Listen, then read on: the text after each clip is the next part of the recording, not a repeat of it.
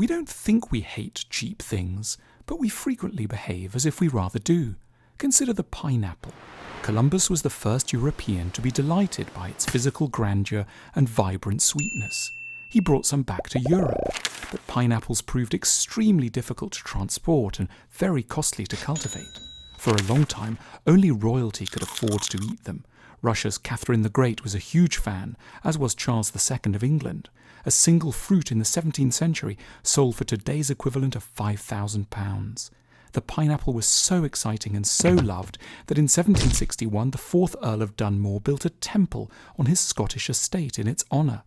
And Christopher Wren had no hesitation in topping the South Tower of St Paul's in London with this evidently divine fruit. Then, at the very end of the 19th century, two things changed. Large commercial plantations of pineapples were established in Hawaii, and there were huge advances in steamship technology. Transport costs plummeted and unwittingly transformed the psychology of pineapple eating. Today, you can get a pineapple for around £1.50. It still tastes exactly the same, but now the pineapple is one of the world's least glamorous fruits. It's never served at smart dinner parties, and it would never be carved on top of a major civic building.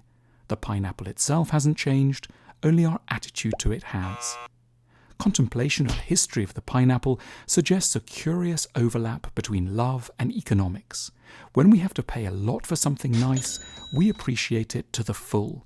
Yet, as its price in the market falls, passion has a habit of fading away. Naturally, if the object has no merit to begin with, a high price won't be able to do anything for it. But if it has real virtue and yet a low price, then it's in severe danger of falling into neglect. It's a pattern that we see recurring in a range of areas.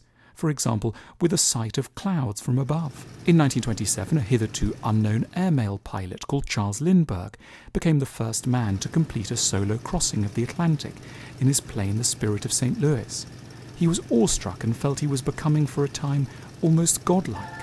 For most of the 20th century, his experience remained rare and extremely costly. There was therefore never any danger that the human value of crossing an ocean by air would be overlooked. But this lasted only until the arrival of the Boeing 747 and the cheap plane ticket in the summer of 1970. Now, almost no one looks out of the plane window anymore.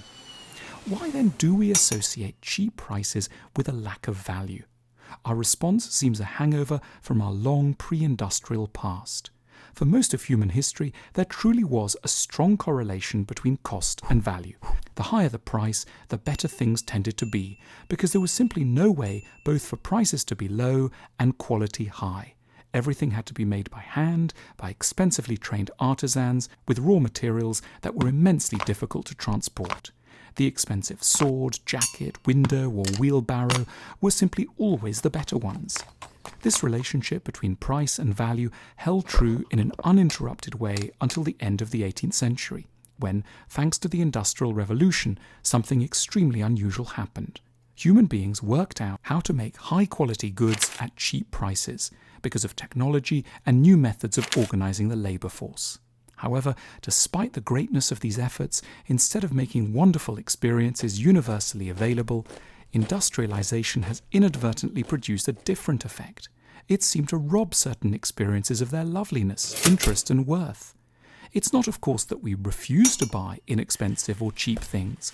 It's just that getting excited over cheap things has come to seem a little bizarre. One is allowed to get very worked up over the eggs of the sturgeon, £100 for a small pot, but we have to be very circumscribed about one's enthusiasm for the eggs of a chicken, 12 for £2. There is an intimidating hierarchy operating in the background, shaping what we're allowed to be grateful for and feel that we lack and must have. The price tells us something very special is going on here, but it may be going on in the cheaper thing too. How do we reverse this? The answer lies in a slightly unexpected area. The mind of a 4-year-old. Here he is with a puddle. It started raining an hour ago. Now the street is full of puddles, and there could be nothing better in the world. The riches of the Indies would be nothing next to the pleasures of being able to see the rippling of the water created by a jump in one's boots. The eddies and whirlpools, the minute waves, the oceans beneath one. It's all fascinating. Children have great advantages. They don't know what they're supposed to like, and they don't understand money, so price is never a guide of value for them. They'll spend an hour with one button. One buys them the £49 wooden toy made by Swedish artisans and finds that they prefer the cardboard box that it came in. They prefer the nail and screw section of a DIY shop to the fanciest toy department. A child might be deeply surprised, even shocked, to learn that a USB stick can be had for just over £1. Children would be right if prices were determined by human worth and value, but they're not. They just reflect what things cost to make.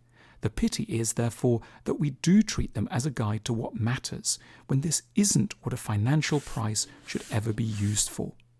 We can't directly go back to childhood, but we have got people who can help us in this area. Artists. They are the experts at recording and communicating their enthusiasms, which, like children, can take them in slightly unexpected directions. The French artist Paul Cézanne spent a good deal of the late 19th century painting groups of apples in his studio in Provence. He was thrilled by their texture, shapes and colours. He loved the transitions between the yellowy golds and the deep reds across their skins. Cézanne had all the awe, love and excitement before the apple that aristocrats once had for the pineapple. Cézanne in his studio was generating his own revolution, not an industrial revolution that would make once costly objects available to everyone, but a revolution in appreciation, a far deeper process that could get us to notice what we already have to hand. Instead of reducing prices, he was raising levels of appreciation, which is a move that's perhaps more precious to us economically, because it means that we can suddenly get a lot more great things for very little money. We need to rethink our relationship to prices. We've been looking at prices in the wrong way. We've fetishized them as tokens of intrinsic value. We've allowed them to set how much excitement we're allowed to have in given areas. But prices were never meant to be like this. We're breathing too much life into them, and therefore dulling too many of our responses to the inexpensive world.